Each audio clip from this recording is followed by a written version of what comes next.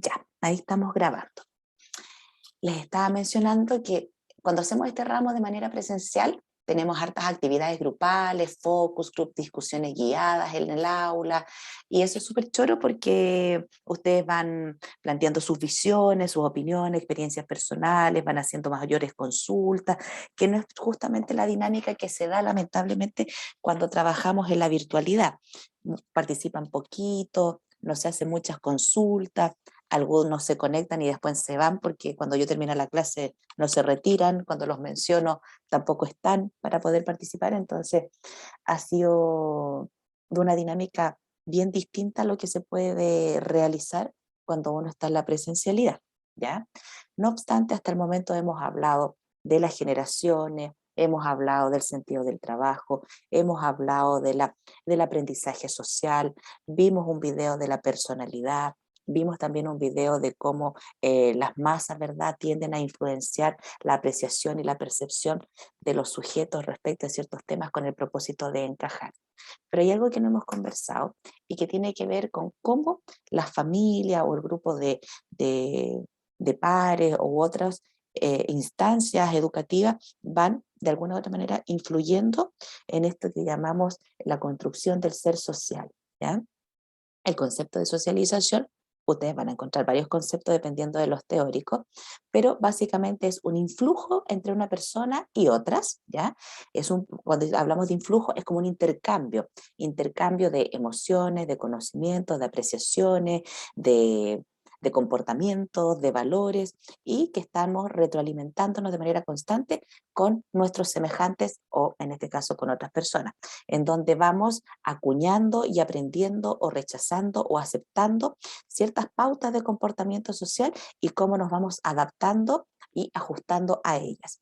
Cuando hablamos de adaptarse o de ajustarse, no es para generar un prototipo o un esquema generalizado de comportamiento que todas las personas sean así como en la milicia, por ejemplo, que necesitamos un perfil estándar de profesional de la escuela naval o de profesional de la escuela militar. En la sociedad no opera así, pero sí hay normas básicas de convivencia que necesitamos tener para poder, en este caso, valga la redundancia, tener una convivencia sana y ajustada. En la época medieval, cuando empiezan ya muchos siglos atrás, incluso yo diría antes de la época medieval, las comunidades cuando empiezan a organizarse y empiezan a existir los clanes, empiezan a existir las pautas de convivencia. Qué cosas se pueden hacer, qué cosas no se pueden hacer, quién es el que dirige.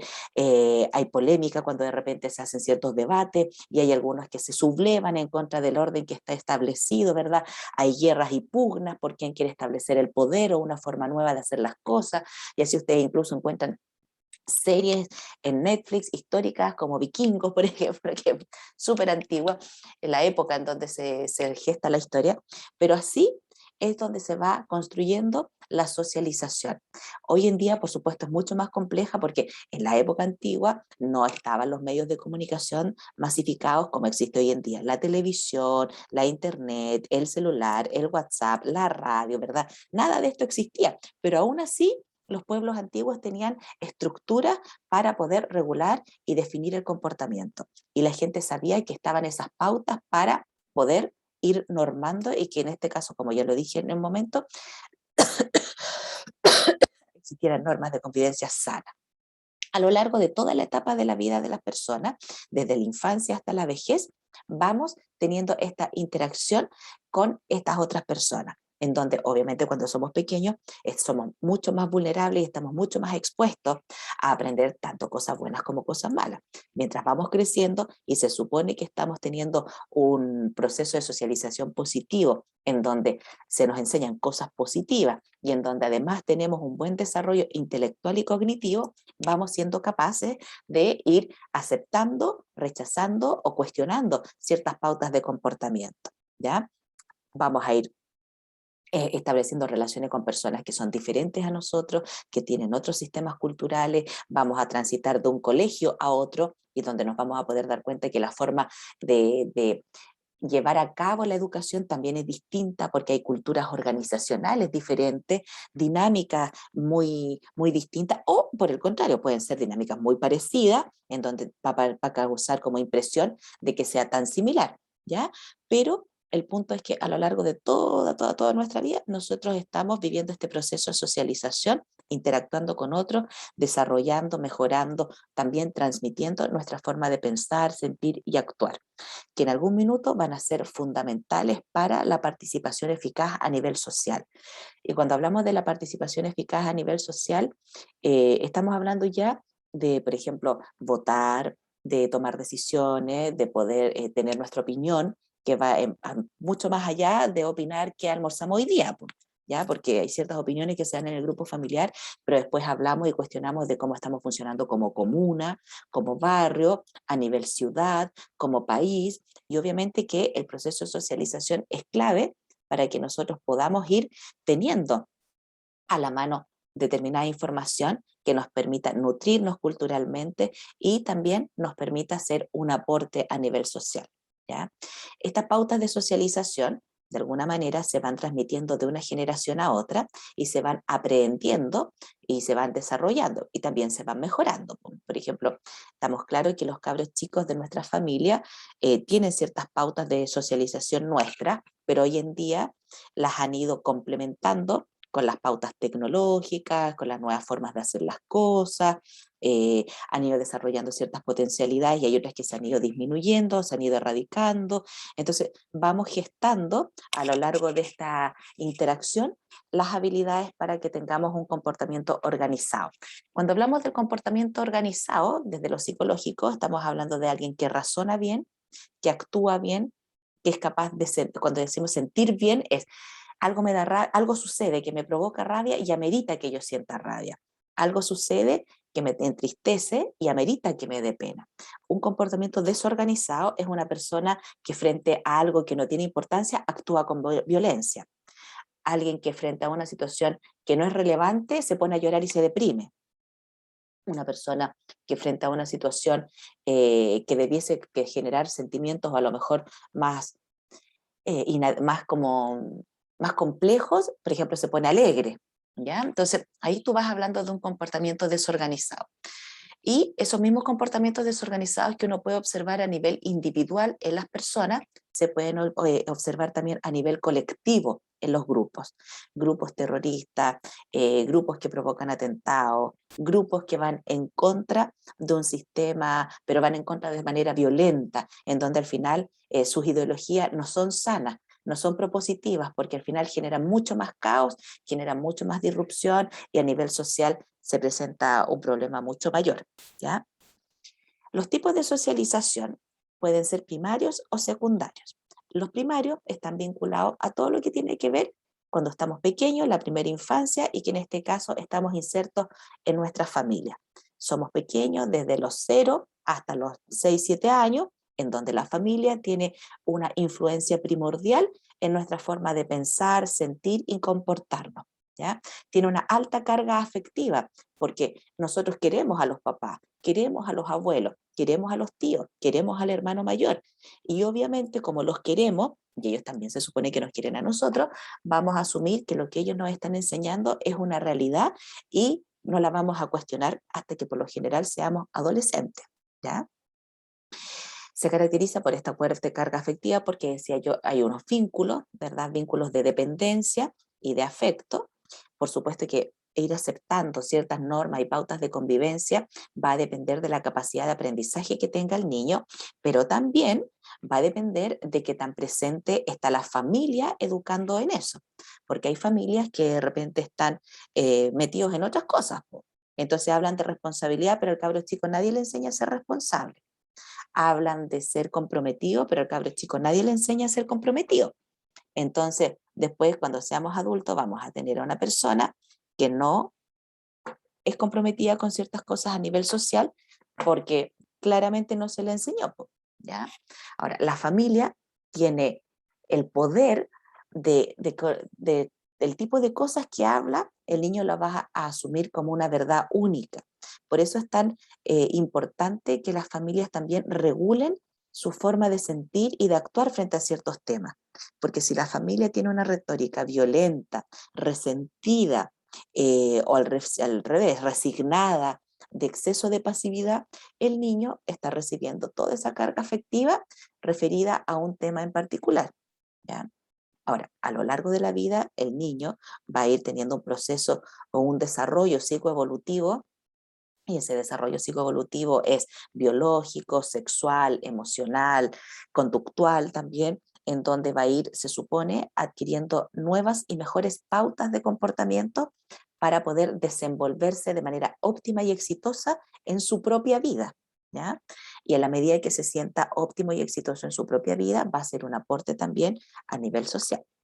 Cuando hablamos del éxito, no estamos hablando de ser famoso, de ser de la farándula y salir en la televisión, sino que estamos hablando de alguien que se esfuerza por sus cosas, que se traza un buen plan de vida, que trabaja para conseguirlo, que sabe que muchas cosas no dependen de los otros, sino que dependen de él, y que en el fondo está enfocado en sacar esas cosas adelante más que estar reclamando de otras personas. Ya, por ejemplo, el Estado, el gobierno, la comuna, el alcalde, el director del colegio, sino que la persona logra darse cuenta de que le vaya bien el colegio depende de él, que tenga una buena conducta y comportamiento también depende de él, ¿ya? Pero ahí hay que obviamente situar al niño dentro de este contexto familiar que hemos hablado en otros momentos, para saber cómo son las dinámicas relacionales familiares, si hay maltrato, si hay negligencia, si hay abandono, si es que hay a lo mejor exceso de atención y sobreprotección, si es que hay dinámicas que no son a lo mejor muy sanas para el desarrollo del niño dentro de ese grupo familiar. Por supuesto que eso uno lo llega a saber solamente cuando las familias van a terapia, pero por lo general se ve desde fuera y no se sabe ciencia cierta qué es lo que está ocurriendo con la socialización dentro de esa familia, ¿ya? Ahora, el proceso de la socialización primaria va a terminar cuando el niño logre diferenciarse de su familia. Cuando los niños son chiquititos, se ven a sí mismos dentro de su grupo familiar como un todo. Somos nosotros uno solo. Pero después empieza a desarrollar la conciencia individual, en donde se da cuenta de que él tiene su propio sentir y el hermano tiene otro. Y el papá es diferente y la mamá también es distinta. ¿Ya? Entonces ahí él se da cuenta de la individualidad. Y ya a esa altura, que el niño va a empezar la etapa escolar, formal, ya se puede decir que es un miembro efectivo de la sociedad, porque de alguna manera puede opinar, puede decir qué cosas le molestan en el colegio, qué cosas le gustan o no les gustan, por supuesto que en la medida que se le enseñe a plantear las cosas de manera asertiva y con respeto. Es bien titánica la tarea de las familias porque estar formando es agotador. Muchos padres abandonan la tarea de formar porque una, que los niños hoy en día son distintos a los niños de hace 20, 30, 40 años atrás. Los niños son más empoderados, pero porque los adultos también le hemos permitido ser más empoderados. Pero de repente se nos ha pasado la mano porque encuentras niños súper empoderados que rayan un poco en lo desubicado y en lo atrevido. Entonces el niño no cacha mucho de norma, no cacha mucho de límite, no entiende de que hay momentos y momentos, entonces el niño es como un caballo desbocado al cual los padres lo dejan ser y hacer, y ese niño lamentablemente después en un sistema de convivencia va a tener problemas. Hoy en día también pasa mucho en los colegios, a diferencia del colegio de hace 20, 30, 40 años atrás, en donde el profesor era autoridad en la sala y los niños en el fondo hacían caso y se adecuaban y se ajustaban. Hoy en día en muchos colegios los profes y el colegio le tienen como temor a los niños pues, y le tienen temor a los papás. En particular en los colegios que son particulares pagados, porque muchos padres tienen la mala técnica de manipular con la lucas y decir, bueno, yo estoy pagando, usted trabaja para mí, yo le hago el sueldo. Entonces, claramente el sistema escolar ha perdido también parte de su poder y de su forma de influenciar el comportamiento de los alumnos y de, en cierta forma, ajustarlo, porque aparecen los padres también en esta actitud en exceso protectora con los niños, en donde el niño es un cristal y no se le puede tocar, no se le puede mirar, no se le puede decir nada porque los vaya a traumar. Pues. Entonces, como que en los últimos 10, 15 años ha habido como harto desorden y harto desequilibrio en los procesos formativos, tanto formales como los informales, para establecer pautas de socialización con los niños. Además, encima eso súmenle todo el tema de la influencia de Internet en el sistema de crianza, donde a veces los papás están más conectados por WhatsApp con los hijos que lo que están presentes. Entonces, todo eso en la actualidad complejiza los procesos de socialización. ¿Hasta acá alguna consulta, duda, comentario?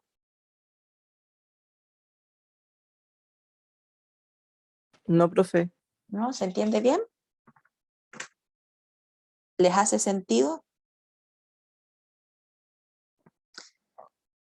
Bueno, el otro proceso de socialización o tipo de socialización es la socialización secundaria, ya que es cualquier otro proceso de socialización posterior al de la familia y que va induciendo al niño ya socializado por su familia a nuevos sectores del mundo, ¿ya? Por ejemplo, el grupo de pares del condominio, los amigos del equipo de fútbol, los compañeros de scout, los compañeros del jardín o del colegio, y así el niño va a adquirir otros tipos de pautas de comportamiento, ya no son las mismas de la familia, y se supone que el niño se va a ir dando cuenta que hay momentos en que yo puedo hacer y puedo decir ciertas cosas y otros en los que no.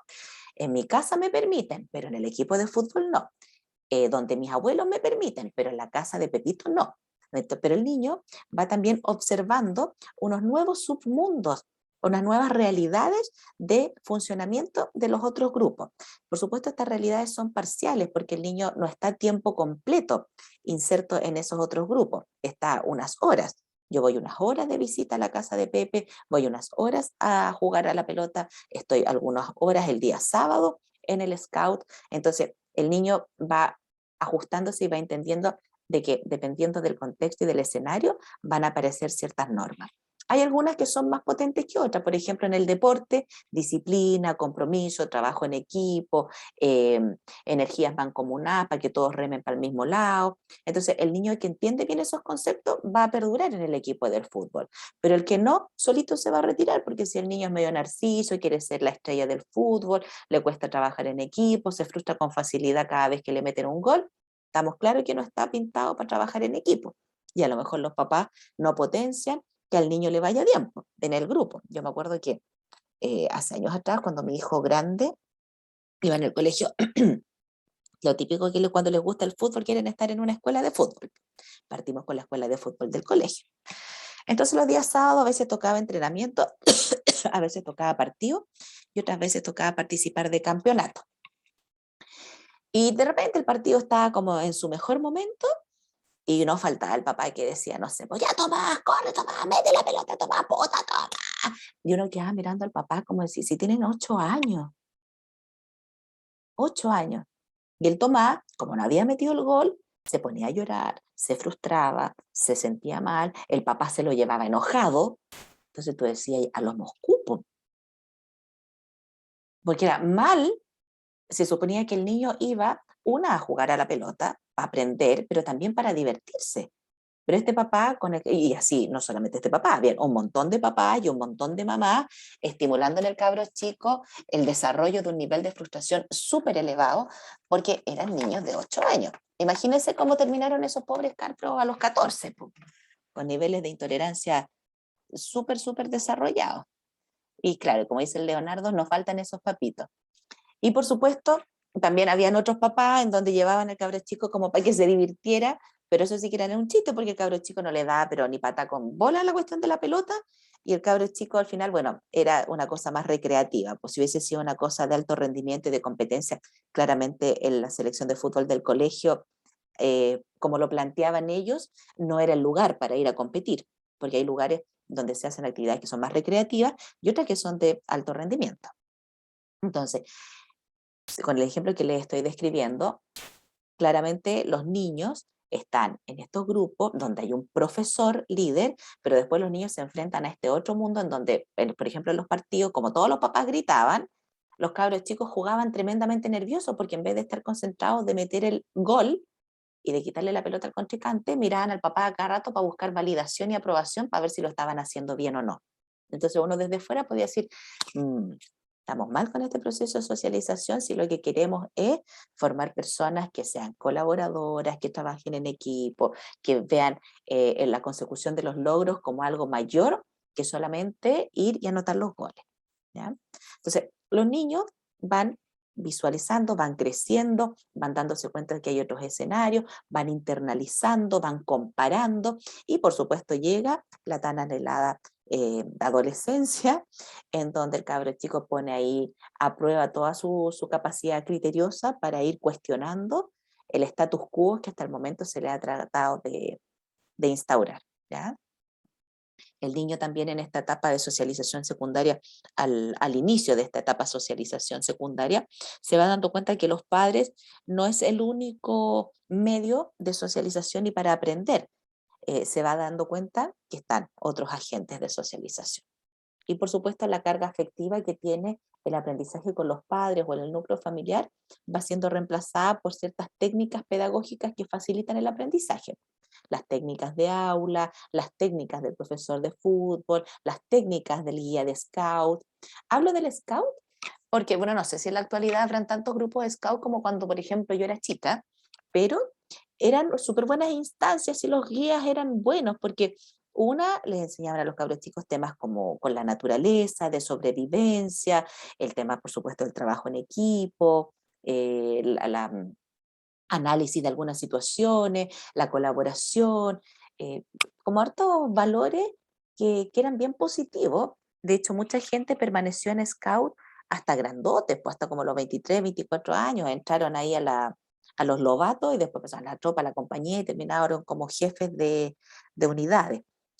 Y hoy en día, claro, con este tema de la tecnología y del uso de Internet y de la nana virtual, ya los cabros chicos no salen a ocupar estos espacios. Po. Son pocos los grupos en donde tú ves los días sábados en la tarde chiquillos que andan aprendiendo otro tipo de cosas que no sea el Free Fire u otro tipo de juegos. ¿Ya? Entonces, los procesos de socialización es la manera en que los miembros de una colectividad van aprendiendo modelos culturales de su sociedad, los asimilan, los internalizan y los van convirtiendo en sus propias pautas de comportamiento o en sus propias reglas personales. ¿No? Ahora, como para reflexionar, Durkheim plantea que la educación tanto formal como informal, pero en particular la formal estamos hablando de el jardín, el colegio, la enseñanza media y la universidad, cumple la función de integrar a los miembros de una sociedad por medio de ciertas pautas de comportamientos comunes a las que tú les estás pidiendo, por supuesto, que vayan aprendiéndolas para que después se den de manera espontánea. ¿Ya? En la medida que la educación tiene una fuerza potente de influenciar el comportamiento, empiezan a ocurrir otros fenómenos. Por ejemplo, los hechos sociales. Y los hechos sociales es el modo de actuar, sentir, pensar de los sujetos en contacto con otros y, por supuesto, que existen en la medida que se da esa interacción.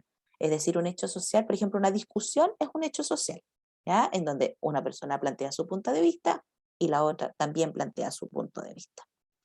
Y los hechos sociales son exteriores al individuo porque de alguna manera hay cosas que, claro, son mis acciones, pero el hecho social es en conjunto con otros sujetos. Y la finalidad de la educación, formal o informal, es prepararnos para la vida adulta y para que nosotros podamos a nivel social ser miembros de estas comunidades y aportar y tener una influencia positiva. ¿Ya?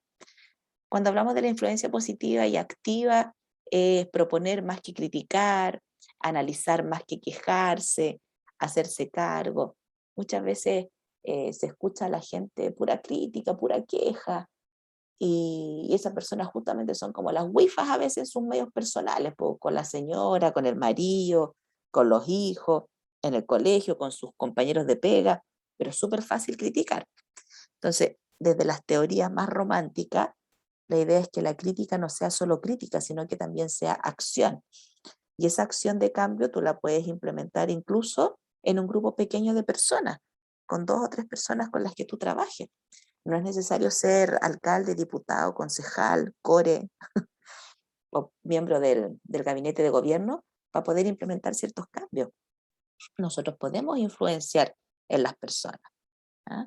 Y ahí estamos hablando, por ejemplo, de acciones sociales o de hechos sociales que son positivos, porque vamos a establecer relaciones sociales mucho más sanas, en donde estamos estimulando el hacerse cargo, a diferencia de cuando solamente estamos pensando en la queja, avivando el resentimiento y estimulando comportamientos disruptivos. Hay algo que no tengo en la lámina, pero es como, imagínense en su mente una recta, así como por un lado el positivo y por el otro lado el polo negativo, y en esa recta ponemos en un polo el resentimiento y en el otro polo ponemos la resignación, ¿ya? Y al medio está el punto de equilibrio entre la asertividad y la empatía. Cuando nosotros estamos enfocados en funcionar de manera social, tanto en el resentimiento como en la resignación, vamos a reproducir socialmente esos mismos patrones. En el resentimiento, por ejemplo, la queja continua, la queja constante, el hablar mal de otras personas, el no disfrutar los logros de otros, el siempre pensar que estoy en carencia o en falta y que como que la vida me debe algo, ¿ya? Y las personas que están siempre en el polo del resentimiento son personas agresivas, malhumoradas, resentidas, valga la redundancia, pero son personas que siempre están esperando que algo se les dé. Versus el otro polo, llevado al extremo de la resignación. La resignación tiene mucho de esta desesperanza aprendida, en donde las dinámicas retóricas son así. ¿Para qué lo vas a hacer si no te va a funcionar? ¿Para qué sueñas con ir a la universidad si tú no eres habiloso? ¿Para qué quieres tener esto si no tenemos plata? Entonces, le meten en la mente a la persona que no puede cumplir su sueño porque las condiciones no se dan. Entonces esa persona va creciendo y va aprendiendo que nunca va a lograr nada. Y en vez de esforzarse, siempre está deprimido. ¿Ya? A diferencia del resentido, pues el resentido reclama, reclama, lucha, pero el resignado se queda en esa posición depresiva de decir, sí, pues no, es que cuando uno es pobre, nunca va a salir de la pobreza. Si se fijan, ambos polos son súper nocivos, porque el del resentido genera violencia, el de la resignación genera el conformismo. Me tengo que conformar con que mi patrón me trate mal. Me tengo que conformar con que la dueña de casa, si es que trabajo de empleada doméstica, me trate mal. Me tengo que acostumbrar de que el jefe en la oficina nos huevonee a todos porque es lo que hay, po, no va a cambiar. ¿Me siguen la idea? A diferencia de que hay nuevas dinámicas de retóricas en donde tú le puedes enseñar a la persona que a lo mejor hay muchos hechos sociales que son injustos y que pueden ser para resentimiento y que a lo mejor es verdad, en la vida no todo se va a lograr, porque no porque yo chisque los dedos voy a ser millonario, a lo mejor tendría que jugar loto todos los días, pero aún así existe una alta probabilidad de que no sea millonario, pero sí yo puedo ser el dueño y el conductor de mi vida, hacerme cargo, tomar el control de las decisiones que yo quiero para mi futuro. Y ahí la persona empieza a desarrollar un equilibrio en donde ya no está enfocado en ser resentido ni está enfocado en ser resignado, sino que está enfocado en trabajar para conseguir su propia meta. Incluso ahí se puede transformar en una persona empática, porque a lo mejor ha transitado por la resignación en algún minuto y por el resentimiento en otro, pero se dio cuenta que es necesario jugársela por uno mismo. Y eso también es parte de la socialización. A nosotros nos enseñan a ser resentidos, nos enseñan a ser resignados o bien nos enseñan a hacernos cargo. Y eso parte desde que somos chiquititos, po. Hacernos cargo de nuestras tareas, hacernos cargo de nuestros materiales, de si se nos quedó la lonchera, hacernos cargo si es que cometí un error en el colegio y tengo que pedir disculpas. Si quiero ser un buen futbolista, pero voy al fútbol y solamente me pongo a chutear las piedras, no me va a resultar nunca. Y después voy a echarle la culpa al entrenador o a cualquier otra persona. A diferencia si yo le enseño al niño que tiene que esforzarse y que a lo mejor tiene que hacer ejercicio y tiene que jugar a la pelota porque él quiere ser futbolista. No porque el papá lo quiere, sino que porque el niño sueña con eso.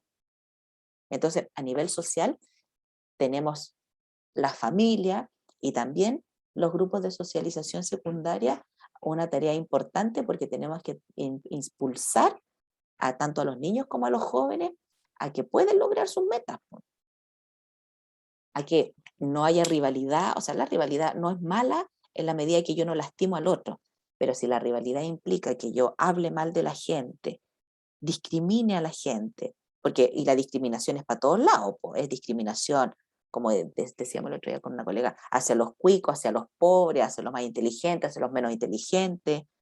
La discriminación es para todos lados. Y ahí a nivel social no construimos algo mejor. Y ahí la educación es clave en la socialización. Entonces, como agentes principales de socialización tenemos a la familia, que ya hicimos una descripción, tenemos los procesos de escolarización en la etapa del jardín, donde el niño está aprendiendo con juegos simbólicos y las primeras normas de convivencia. Después viene la etapa del colegio, en donde ya no todo es juego, sino que hay normas, hay ramos, hay que estudiar, hay que hacer trabajo. Después viene la etapa de la educación superior, en donde ya tenemos otra forma de vincularnos, porque en la educación superior incluso ustedes deciden si se conectan a clase, ustedes deciden si van a la universidad, no como en el colegio, que pasan asistencia y es obligatoria. En la educación superior ustedes ya son personas que toman decisiones, ¿ya? Pero la idea es que tomen decisiones buenas, pues. Y después tenemos a nivel global, más macro, la sociedad, el barrio, la comuna, el trabajo, en donde ya ahí somos agentes de cambio mucho más responsables, porque, por ejemplo, cumplimos la mayoría de edad, somos imputables frente a la justicia. Si cometemos actos que son inadecuados, tenemos que rendir cuenta, ¿ya? Podemos ser penalizados por algún tipo de comportamiento que trajo consecuencias desastrosas. Entonces, si se fijan, vamos cada vez, en la medida que vamos creciendo, debiésemos ser cada vez más responsables de nuestros actos, de nuestras palabras y también encauzar nuestra forma de sentir para que podamos tener con nosotros mismos a nivel después de nuestras propias familias y después a nivel social una convivencia sana. Entonces, a lo largo del ciclo vital, la socialización está presente en la etapa de la infancia, en la etapa de la adolescencia, en la etapa de la adultez. Y en cualquiera de estas etapas vamos teniendo un influjo importante de intercambio de información con otros agentes de socialización, en donde también nosotros somos agentes de socialización. La etapa más complicada, la de la adolescencia, en donde se adolece de cambios muy importantes a nivel biológico, físico, psicológico, emocional, donde de repente es un caos ser adolescente y hay adolescentes que son un poco más efusivos con esta etapa, que se atreven a, a desafiar, a cuestionar, a irse en contra, mientras que hay otros adolescentes que tienen una actitud más introspectiva. No es que no vivan la adolescencia, la viven de una manera distinta, ¿ya? A lo mejor no se van en contra de los profes, en contra de los papás, pero se van más hacia su mundo interior, al análisis. A veces la gente cree que están medio deprimidos porque se encierran en su dormitorio, pero más que deprimidos están visualizando de manera distinta, po. Estamos claros que como es una etapa de tantos cambios, ser rechazado en la adolescencia, no ser aceptado, no ser integrado, provoca un dolor emocional y una tensión inconsciente en el adolescente que no es menor. Y por eso a veces se autolesionan, se marginan ellos mismos, pero ya después van madurando. El proceso de la adolescencia antes era mucho más corto, pues acuérdense que las abuelas se casaban a los 15, 16 años, entonces la adolescencia ya eran mamá, ya tenían responsabilidades mayores. Hoy en día la adolescencia la estiraron hasta como los 28 años. Entonces esos son los eternos Negro Piñera o Peter Pan que no maduran nunca porque tienen 35 y siguen viviendo en la casa de los papás, a costillas de los papás, trabajan pero solo para sus necesidades, pero no maduran, ¿ya? Entonces, parte de la etapa de la adultez es el que me empiezo a hacer cargo de mis propios procesos. Por ende, arriendo mi departamento o una pieza, a lo mejor me puedo comprar un auto, tengo un perro, una planta a quien cuidar, después entablo una relación de pareja si es que quiero tengo hijos, y así se van configurando otro tipo de responsabilidades, en las cuales, como ya he dicho varios momentos, siempre estoy en un proceso constante de socialización y de adquirir nuevos aprendizajes y nuevas formas de hacer las cosas. Por eso existen los coaching, porque el coaching es un proceso de entrenamiento de adultos en donde le vamos enseñando a los adultos a poder generar ciertos cambios en sus comportamientos, ¿ya? En el fondo lo que se busca es que los sujetos aprendan a liderarse a sí mismos antes de, por ejemplo, empezar a influenciar a otros. Controlan sus emociones, controlan su pensamiento, ¿ya? Hace años atrás se hizo una investigación en donde se buscaba identificar cuáles eran los rasgos más importantes que tenían, por ejemplo, los líderes, ¿ya? Entonces, ¿qué hacía a un líder eficiente? ¿Qué lo hacía influyente? Y los investigadores, que esto era el equipo de Daniel Goleman, que habla de la inteligencia emocional, pensó que la gente iba a decir, mientras más inteligente, mientras más firmeza, mientras más determinación, más fuerte va a ser la influencia de un líder. Y con las encuestas que realizaron, focus group y entrevistas individualizadas a más de 200 empresas que tienen presencia a nivel global, se dieron cuenta que lo que hacía realmente a un líder era tener autoconciencia, tener autorregulación, motivación, ser empático y tener un buen desarrollo de habilidades sociales. Entonces, Goleman ahí integraba, porque estos gallos que llegan a tener esas características es porque han tenido procesos de socialización a lo largo de su vida que han sido positivos, ¿ya? Que les han permitido destacarse con ciertos comportamientos, pero que además le asegura buenos resultados en las empresas, buenos resultados en términos de rendimiento. Entonces, si hay algo que es importante ir desarrollando a través de las fases de la socialización, es justamente la inteligencia emocional, que hasta hace 20 años atrás, por Dios que estaba botada.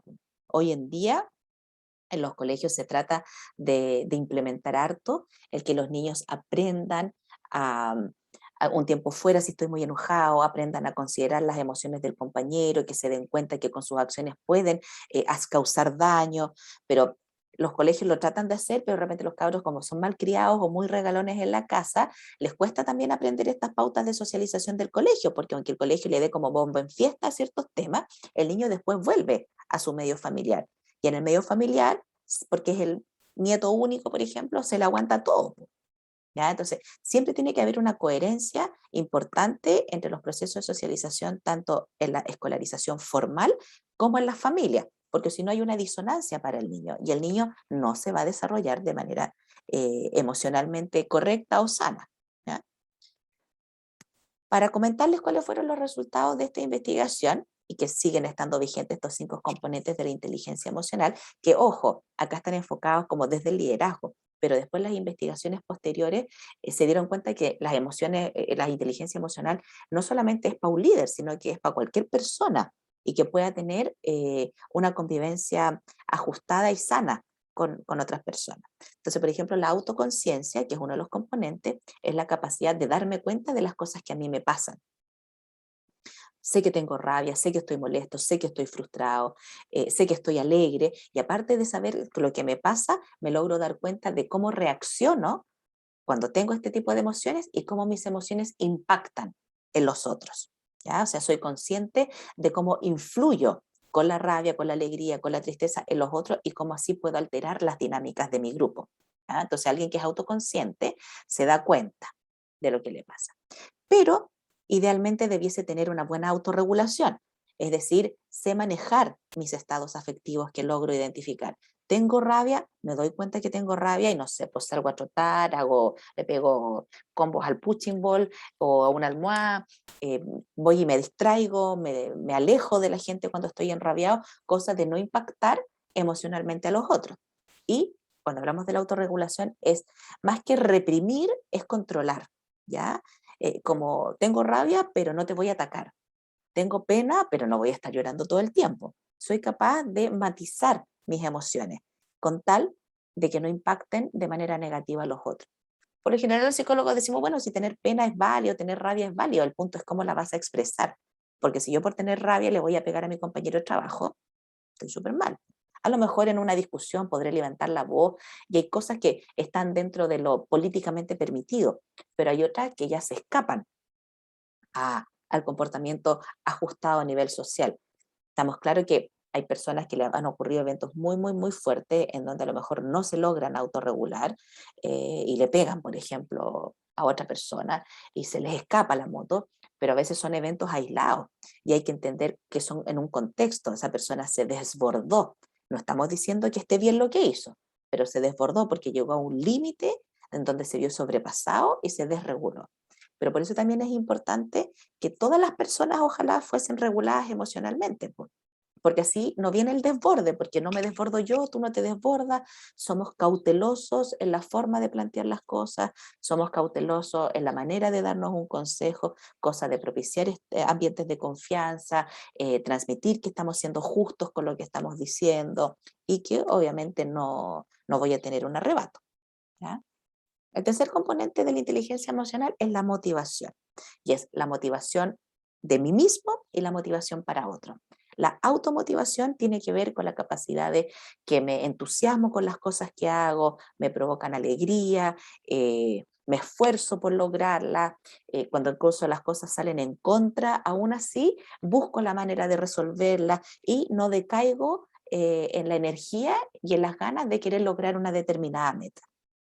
Y como tengo un buen nivel de energía y de entusiasmo, eso lo contagio y lo transmito a otras personas. Y por lo general, las personas que tienen niveles elevados de motivación se van a relacionar con otros gallos que estén en la misma sintonía que ellos. Porque la motivación es lo más fluctuante en las características del ser humano porque depende de muchas variables, de las lucas, del escenario, del reconocimiento, de qué es lo que a mí me mueve, cuál es mi motor. ¿Ya? Mucha gente el motor es los logros económicos. Para otra persona la motivación y el motor son los logros académicos. Para otro, ayudar a la gente. ¿Cachai? La idea es tener como una cosa que sea integrada, en donde gano yo y ganan los otros. ¿Ya? Pero eso también es un proceso. Entonces la gente motivada tiene por lo general un fuerte impulso hacia el logro, a conseguir metas, mira más allá de sus propias necesidades y, como decía hace un ratito atrás, transmite ese entusiasmo y ese compromiso a las personas con las que interactúa. Entonces genera un colectivo de gente motivada que va en pos de la consecución de algo.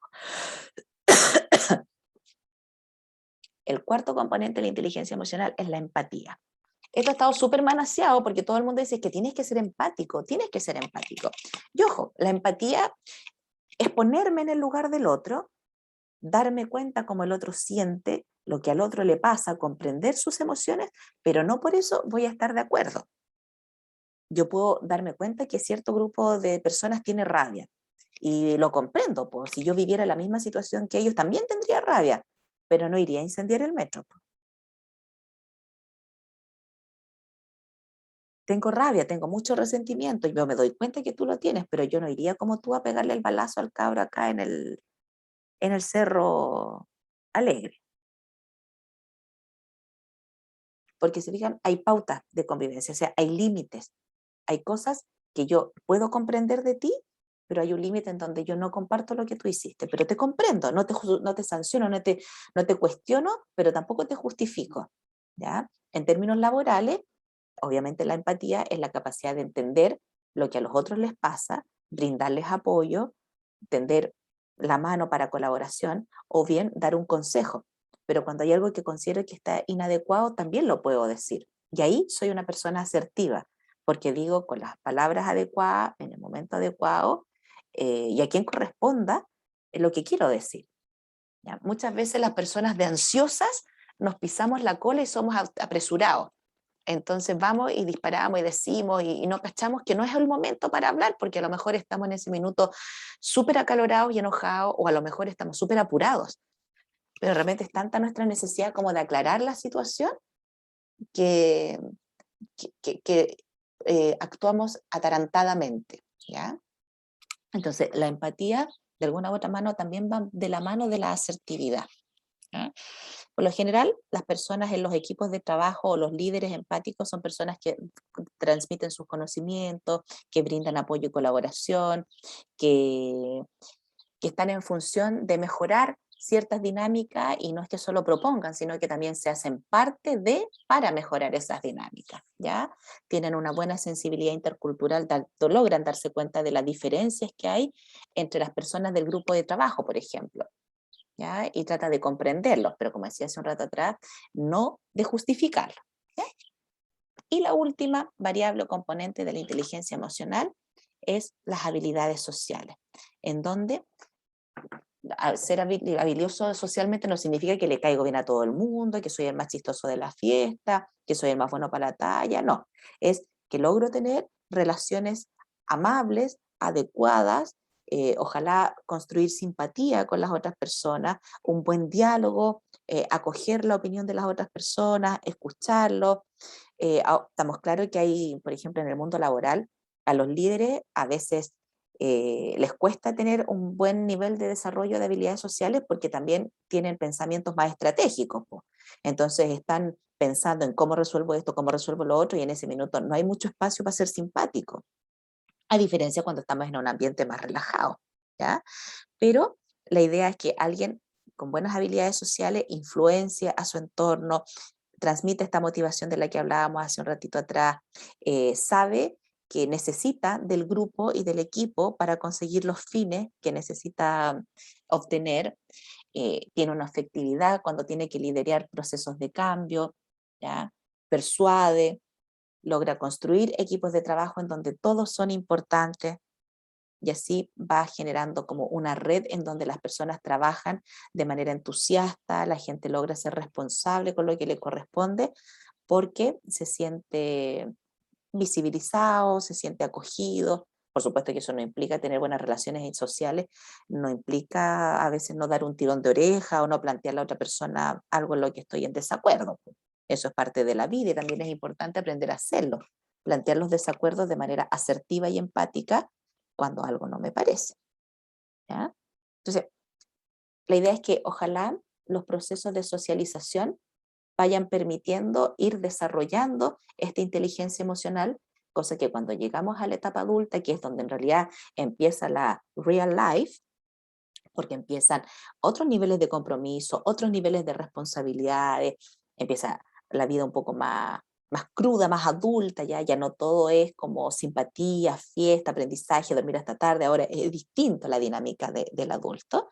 Se espera que el adulto tenga, ojalá, en equilibrio estas 5 variables de la inteligencia emocional.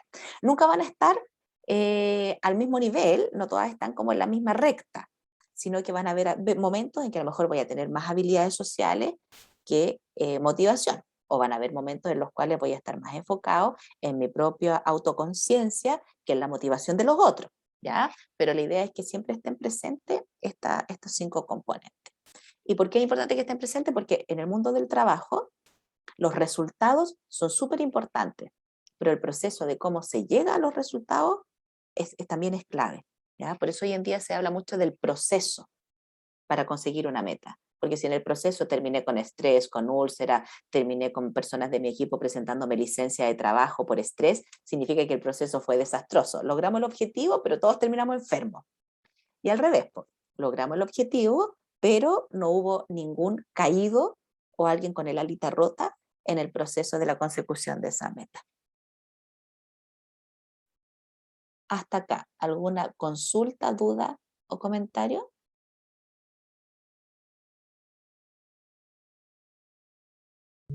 No, profe. ¿No? No, profe, todo claro. Ya, chiquillos, vamos a quedar entonces hasta acá. Me despido, espero que estén